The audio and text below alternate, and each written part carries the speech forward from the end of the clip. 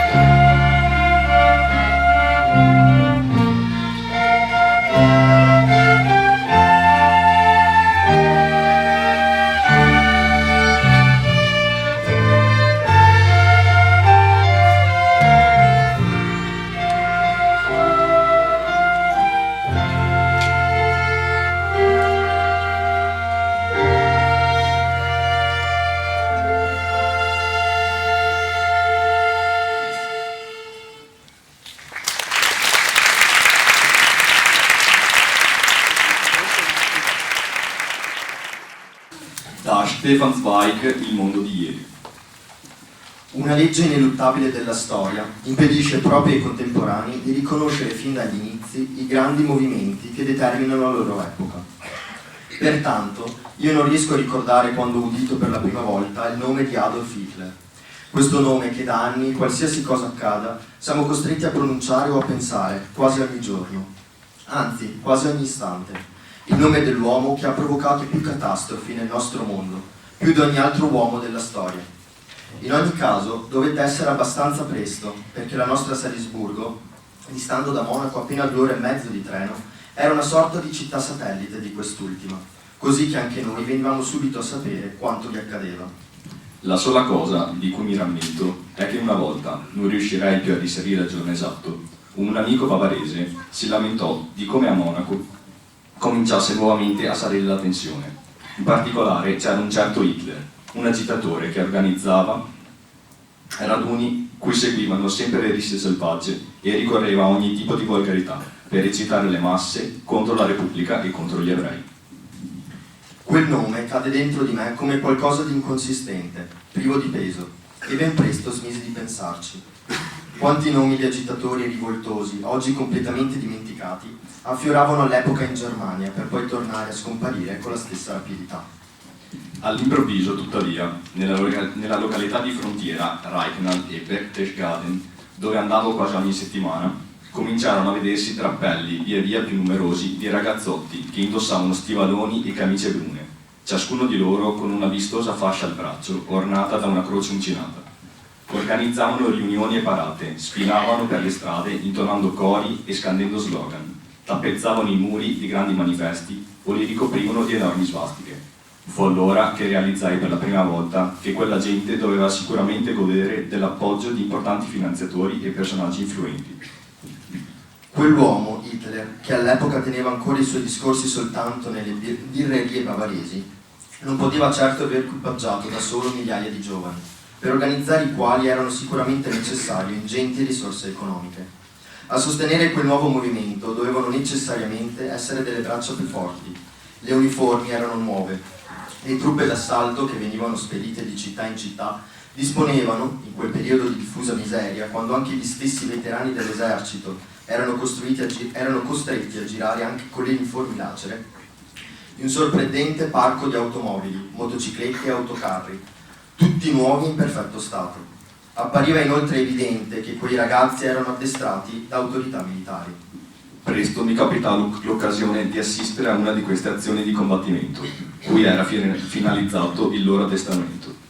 In una località di confine, dove era stata organizzata una pacifica riunione di socialdemocratici, fecero improvvisamente irruzione 4 autocarri, ciascuno carico di giovani nazionalsocialisti, armati di manganello, che come già avevo visto a Venezia in piazza San Marco, grazie alla rapidità della loro azione, colsero di sorpresa gli avversari, che non si aspettavano nulla di simile. Adottavano la stessa tecnica a cui già avevano fatto ricorso i fascisti, attuandola però con maggiore perizia militare e come da tradizione tedesca pianificata metodicamente fin nel minimo particolare. A un fischio le SA balzarono fulmine giù dagli autocarri, cominciando a menare manganellate su chiunque si trovassero davanti. E prima ancora che la polizia riuscisse a intervenire o che gli operai potessero raccogliersi e difendersi, erano già rimontati sui loro mezzi, andandosene con la stessa rapidità con cui erano venute. A sorprendermi fu l'impeccabile organizzazione mostrata nello smontare e nella rimontare sugli autocarri, seguendo ogni volta il segnale lanciato dal comandante con un unico nitido fischio. Era chiaro che ciascuno di loro sapeva già come avrebbe dovuto risalire sul mezzo, all'altezza di quale ruota e in che postazione avrebbe dovuto mettersi per non intralciare i compagni e consentire così che tutta l'operazione potesse procedere senza intoppi. Quella coordinazione non era certo dovuta ad abilità personale.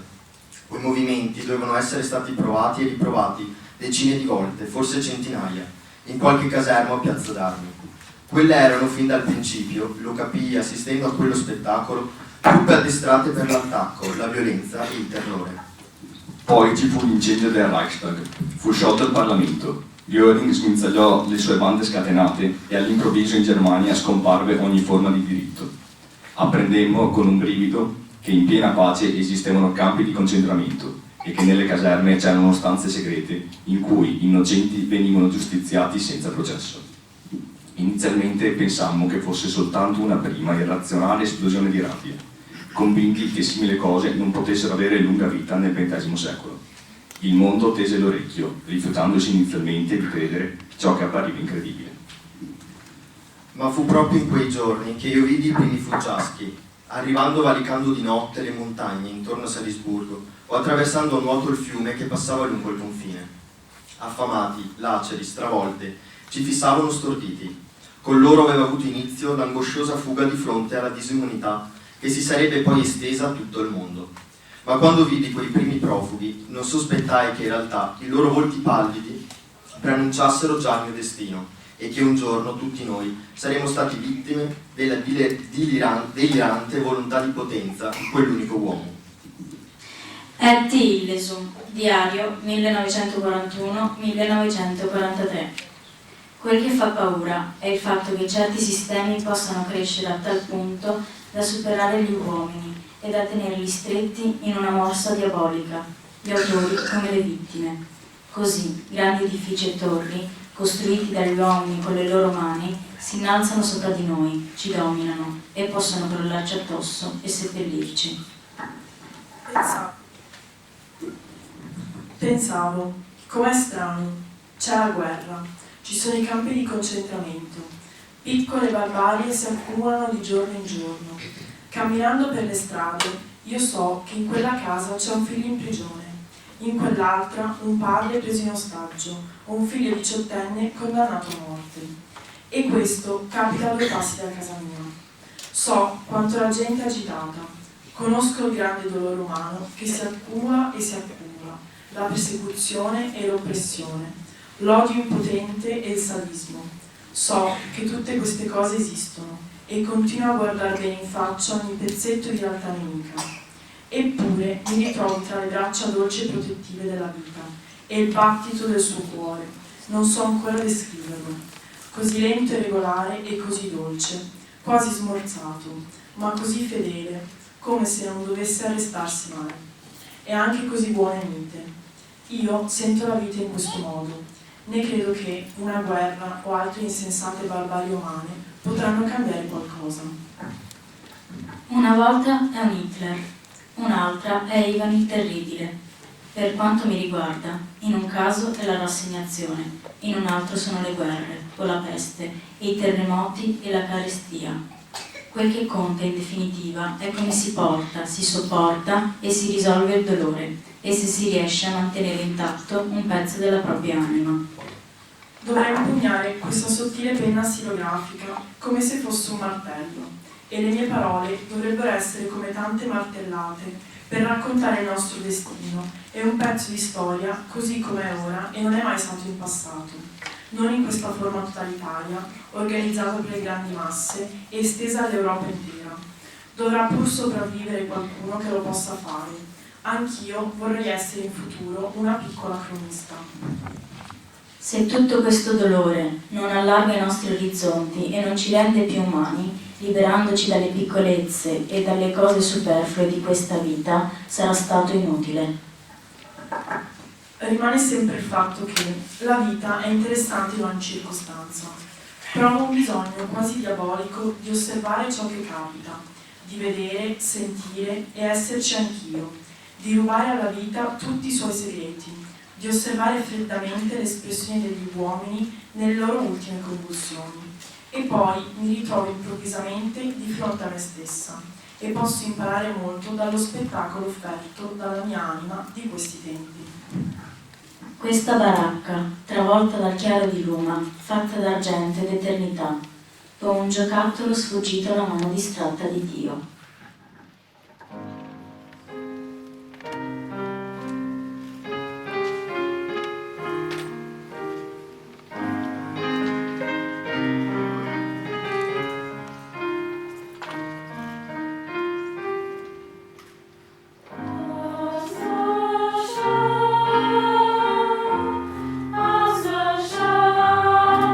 Io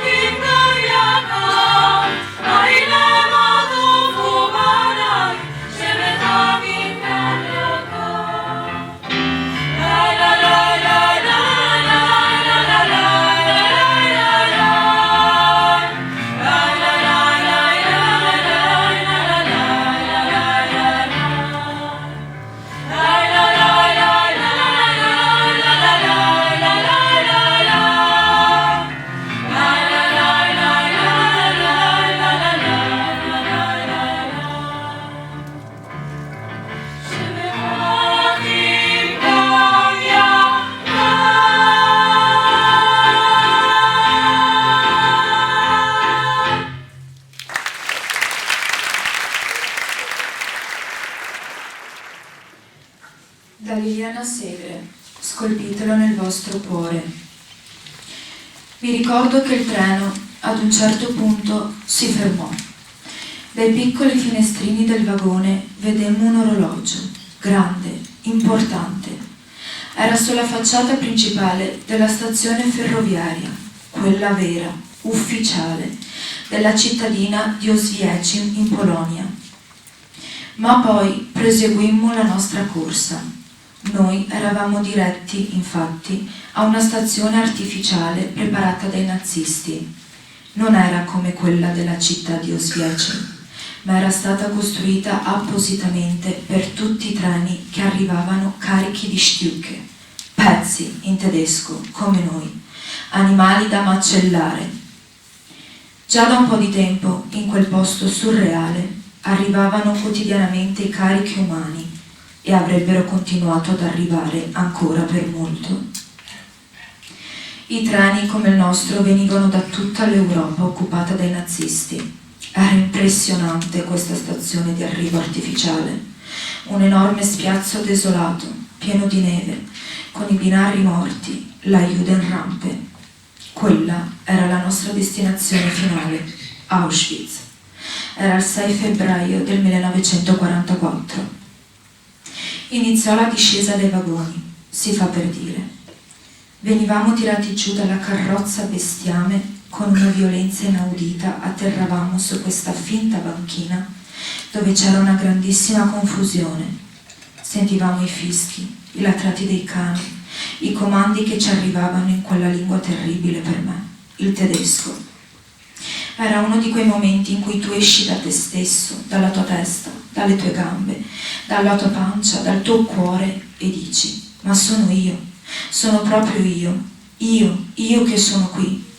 Sono quegli incubi che di solito uno ha di notte, quando ha mangiato tanto, non può dormire e sogna di appartenere a un mondo che non esiste. Invece era tutto vero. E stava accadendo a me. Un ufficiale ci gridò di stare calmi. Qualcuno tradusse nelle diverse lingue delle persone che erano sui treni quel giorno. Il suo messaggio era per tenerci buoni.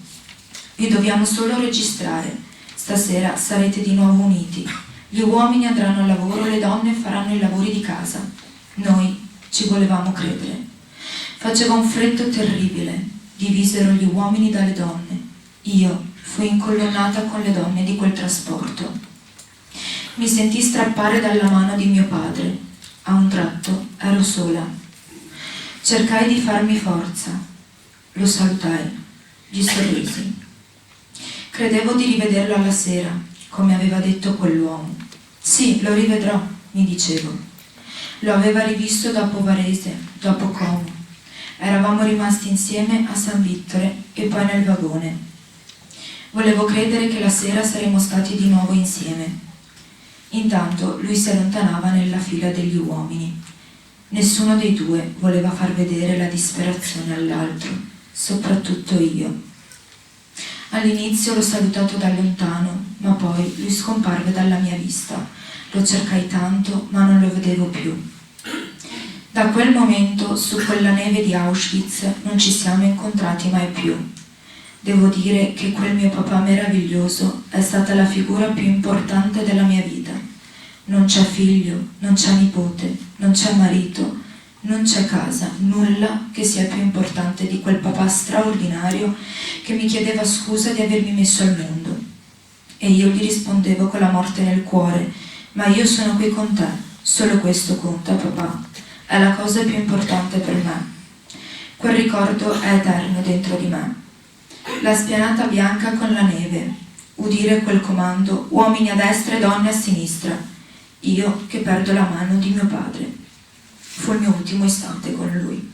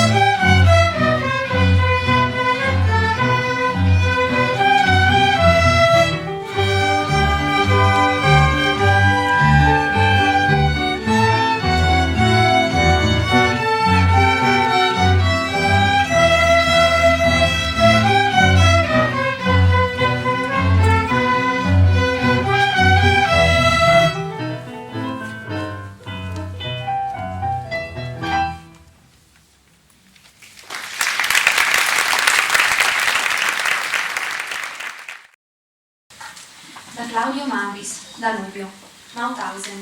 In questo lager, non dei peggiori, sono morte più di 110.000 persone.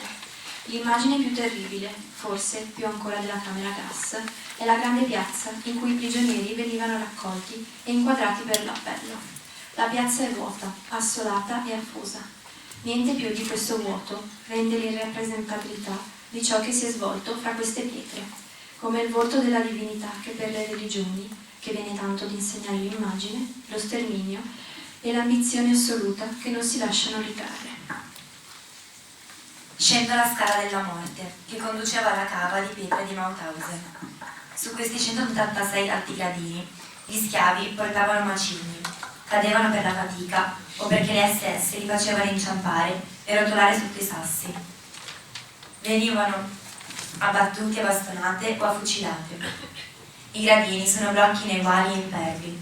Il sole scotta, il massacro è ancora vicino. Su questi scalini il singolo si sente uno dei grandi numeri, macinati dallo spirito del mondo, che evidentemente dà segni di squilibrio mentale. Uno di quei numeri di matricola che l'ufficio competente del lager incideva sul braccio dei detenuti. Ma su questi gradini l'individuo ha saputo anche rendersi unico e incancellabile, più grande di Ettore sotto le mura di Troia. Quella giovane donna che sulla soglia della camera gas di Auschwitz si voltò verso il comandante Höss e gli dice, sprezzante, come gli racconta, che non ha voluto farsi selezionare, come avrebbe potuto, per seguire i bambini che le erano affidati, e poi entra sicura con loro nella morte. È la prova dell'incredibile resistenza che l'individuo può opporre a ciò che minaccia di annientare la sua dignità, il suo significato. Nei vari lager e anche su questa scala di Mauthausen sono avvenute tante di queste gesta, di queste termopili che fermano la marea della lezione. Mentre sono ancora sulla scala, ho davanti agli occhi una fotografia, fra le tante viste poco prima nel lager. È la fotografia di un uomo senza nome, probabilmente, dall'aspetto, un balcanico, un europeo sudorientale. Il viso è sfigurato dalle percosse, gli occhi sono due cuni gonfi e sanguinosi. L'espressione è paziente, di umile e soddisfatta resistenza. Indossa una giacca rattoppata, sui calzoni si vedono delle pezze ricucite con cura, con amore del decoro e della pulizia, quel rispetto di sé e della propria dignità, conservato nel cuore dell'inferno e rivolto anche ai propri pantaloni sberindellati. Fa parte degli uniformi dell'SS o delle autorità naziste in visita al lager, in tutta la loro miserabile straccioneria da carnevale, costumi presi al nolo al Monte dei Cligni, con la convinzione che un bagno di sangue li potesse far durare per un millennio. Solo durati 12 anni, meno della mia vecchia giacca a vento che porto di solito in gita.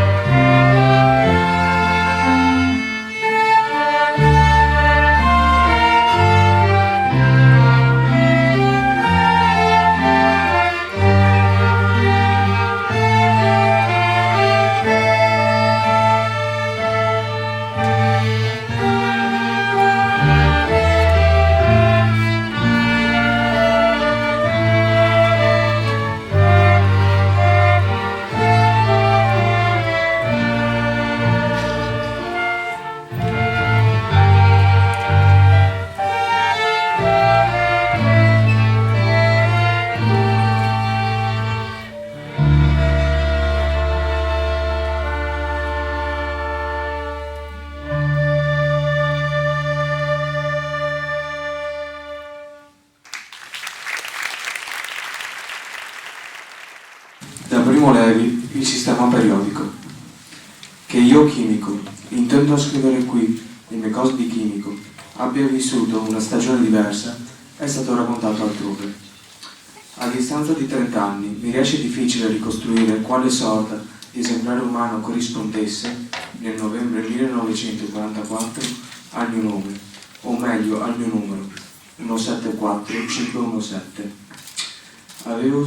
Dovevo aver superato la crisi più dura, quella dell'inserimento nell'ordine del lager, e dovevo aver sviluppato una strana callosità se allora riuscivo non solo a sopravvivere, ma anche a pensare, a registrare il mondo attorno a me, e perfino a svolgere un lavoro abbastanza delicato in un ambiente infettato dalla presenza quotidiana della morte, e insieme reso frenetico dall'avvicinarsi dei russi liberatori, giunti ormai ad 80 km da noi. La disperazione e la speranza si alternavano con un ritmo che avrebbe stroncato in un'ora qualsiasi individuo normale. Noi eravamo normali perché avevamo fame. La nostra fame di allora non aveva nulla in comune con la ben nota e non del tutto sgradevole sensazione di chi ha saldato un pasto ed è sicuro che non gli mancherà il pasto successivo. Era un bisogno, una mancanza, uno yearning che ci accompagnava ormai da un anno. Aveva messo in noi radici profonde e permanenti, abitava in tutte le nostre cellule e condizionava il nostro comportamento.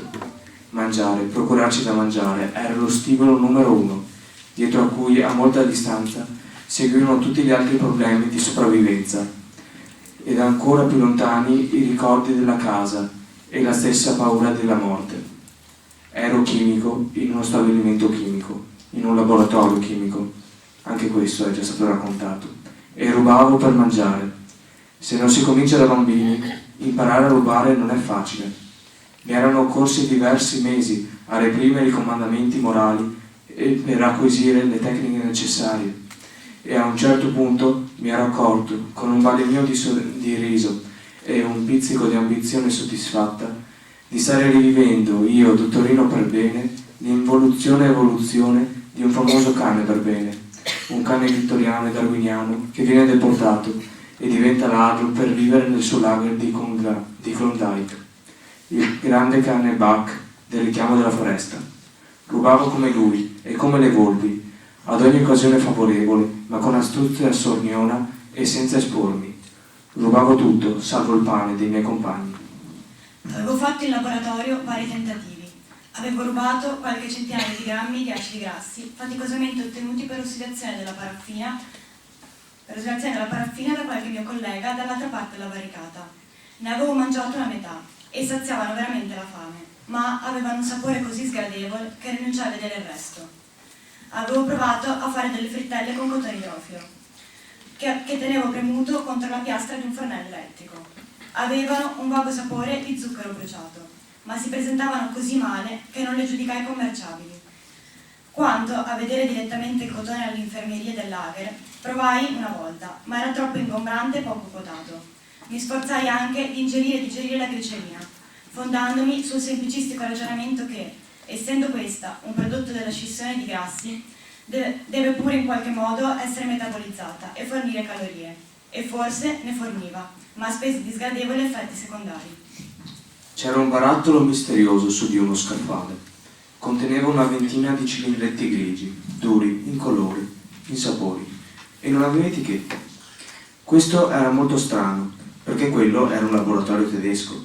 Sì, certo, i russi erano a pochi chilometri, la catastrofe era nell'aria, quasi visibile.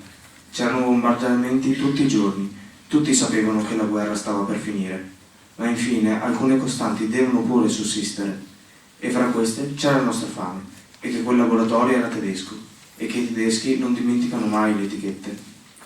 Infatti, tutti gli altri barattoli e bottiglie del laboratorio avevano etichette nitide, scritte a macchina o a mano in bei caratteri gotici. Solo quello non ne aveva. In quella situazione non disponevo certamente dell'attrezzatura e della tranquillità necessarie per identificare la natura dei cilindretti. A buon conto ne nascosi 3 in tasca e me li portai la sera in campo. Erano lunghi forse 25 mm e con un diametro di 4 o 5. Li mostrai al mio amico Alberto.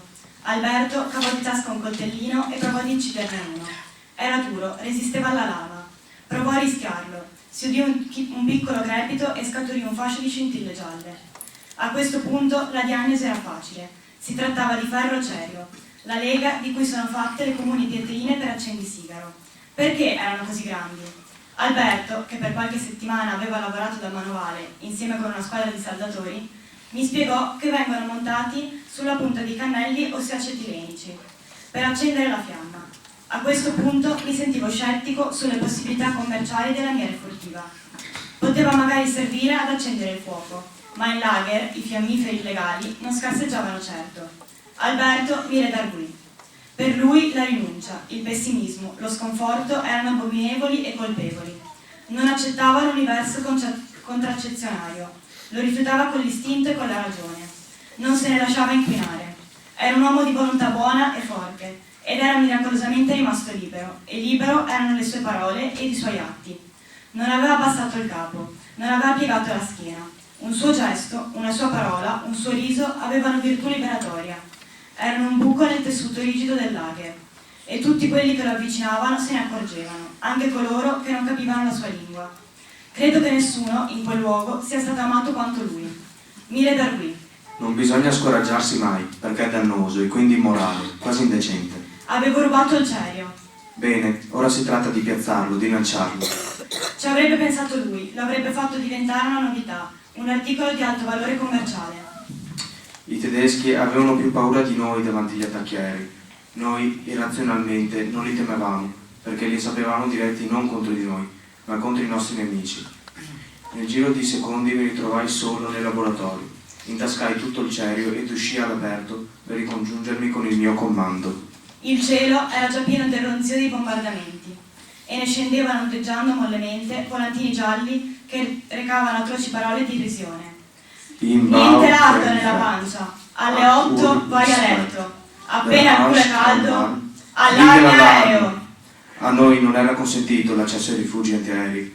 Ci raccoglievamo nelle vaste aree non ancora fabbricate, nei dintorni del cantiere. Mentre le bombe cominciavano a cadere, sdraiato sul fango, congelato, sull'erba grama, tastavo i cilindretti nella tasca e meditavo sulla stranezza del mio destino, dei nostri destini di foglie sul ramo e dei destini umani in generale. Secondo Alberto, una pietrina d'accendino è quotata una razione di pane. Cioè un giorno di vita. Io avevo rubato almeno 40 cilindretti, da ognuno dei quali si potevano ricavare 3 pietrine finite. In totale 120 pietrine. 2 mesi di vita per me e 2 per Alberto. In 2 mesi i russi sarebbero arrivati e ci avrebbero liberati. Mentre i compagni dormivano, lavorammo di coltello notte dopo notte. Lo scenario era tetto da piangere. Una sola lampadina elettrica illuminava fredamente il grande capannone di legno e si distinguevano nella penombra, come in una vasta caverna, i visi dei compagni stravolti dal sonno e dai sogni. Tinti di morte dimenticavano le mascelle, sognando di mangiare. A molti pendevano fuori dalla sponda del giaciglio un braccio o una gamba, nudi e scheletrici. Altri gemevano o parlavano nel sonno. Ma noi 2 eravamo vivi e non cedevamo al sonno. Tenevamo sollevata la coperta con le ginocchia e sotto quella tenda improvvisata raschiavamo i cilindri, alla cieca e a tasto. Ad ogni colpo si udiva un sottile crepito e si vedeva nascere un fascio di stelline gialle. A intervalli provavamo se il cilindretto passava nel foro campione. Se no, continuavamo a raschiare. Se sì, rompavamo il troncone assottigliato e lo mettavamo accuratamente da parte. Lavorammo 3 notti, non accadde nulla. Nessuno si accorse del nostro tramestio, né le coperte né il saccone presero fuoco. E in questo modo ci conquistammo il pane che ci resti in vita fino all'arrivo dei russi e ci confrontammo nella fiducia e nell'amicizia che ci univa. Quanto avvenne di me è scritto altrove. Alberto se ne partì ai piedi coi più, quando il fronte fu prossimo. I tedeschi li fecero camminare per giorni e notti nella neve e nel gelo, abbattendo tutti quelli che non potevano proseguire. Poi li caricarono su vagoni scoperti, che portarono i pochi superstiti verso un nuovo capitolo di schiavitù, a Buchenwald e a Mauthausen. Non più di un quarto dei partenti sopravvisse alla marcia. Alberto non è ritornato e di lui non resta traccia. Un suo compaesano, mezzo visionario, mezzo imbroglione, Visse per qualche anno dopo la fine della guerra, spacciando a sua madre, a pagamento, false notizie consolatorie.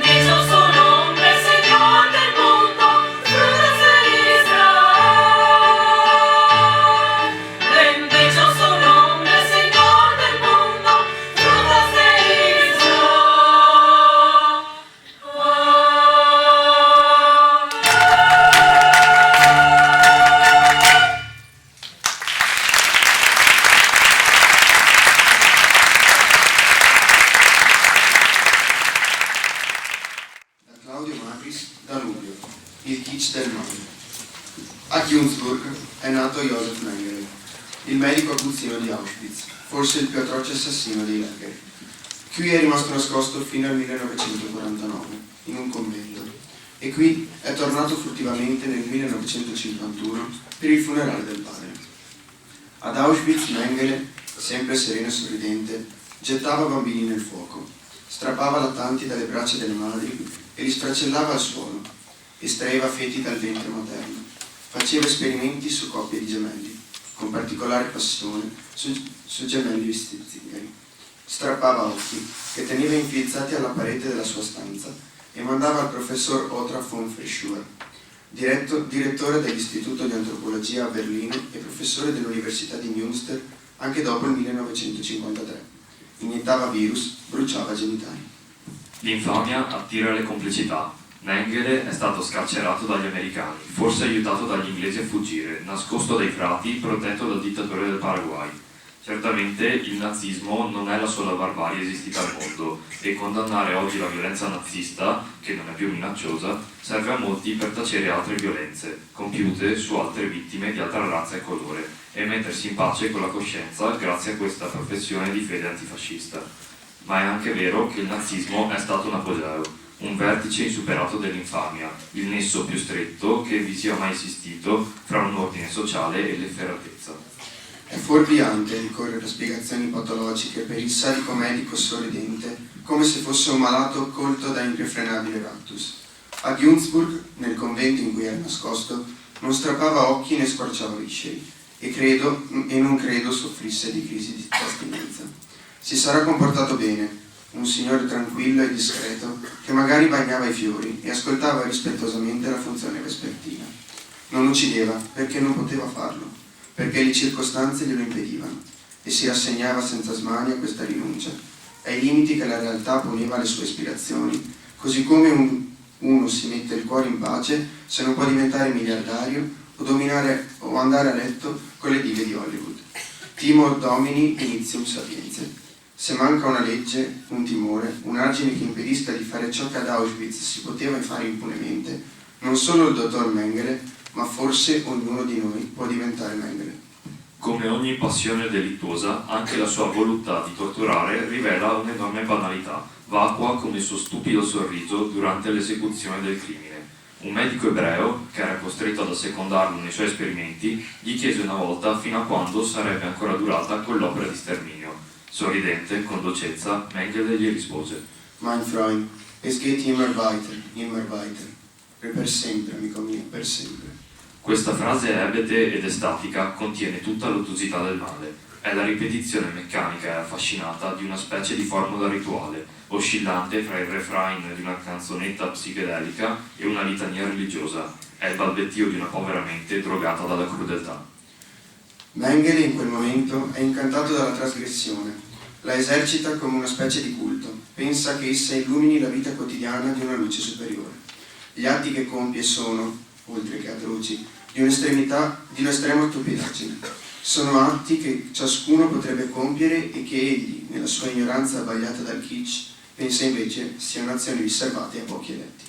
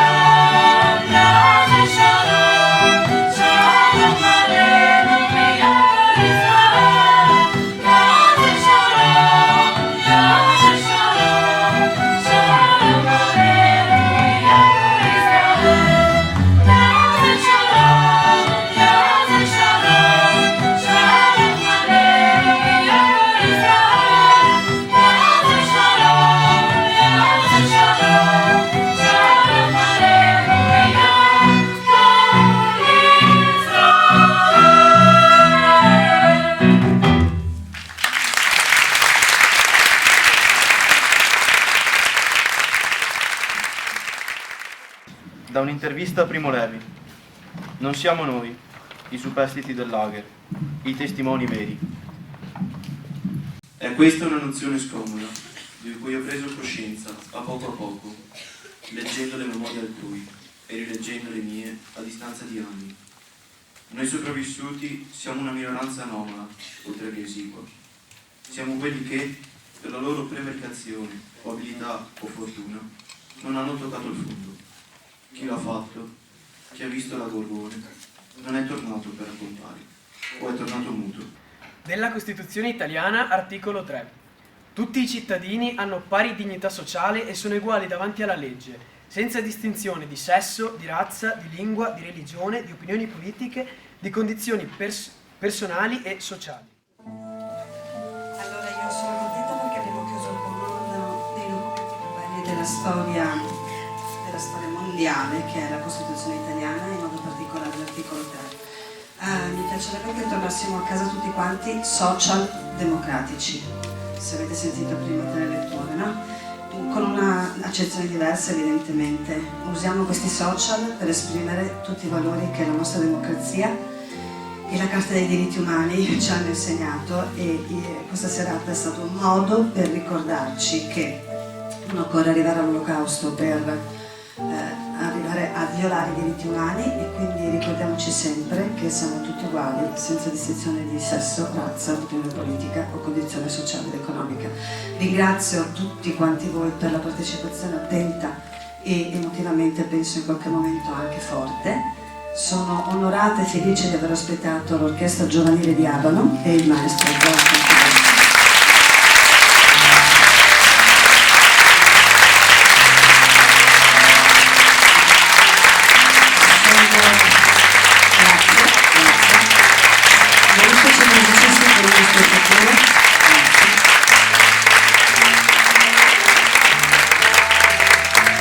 Mi sono emozionata tantissimo con le magnifiche coriste del coro Nuove Armonie e l'azione di Strappiaria.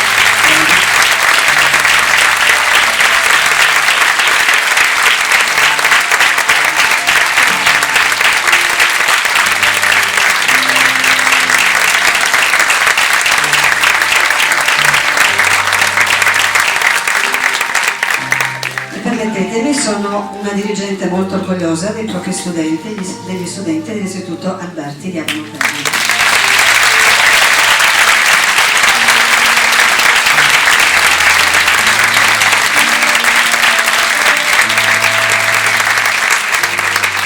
È una delle nostre prime tappe, perché la nostra comunità scolastica, che oggi è rappresentata da un sacco di insegnanti, che ancora una volta ringrazio per essere qui, oltre a tutti i genitori e ai compagni che sono venuti a condividere questa serata, oltre agli amici che mi porto dietro. Grazie a tutti, buonanotte.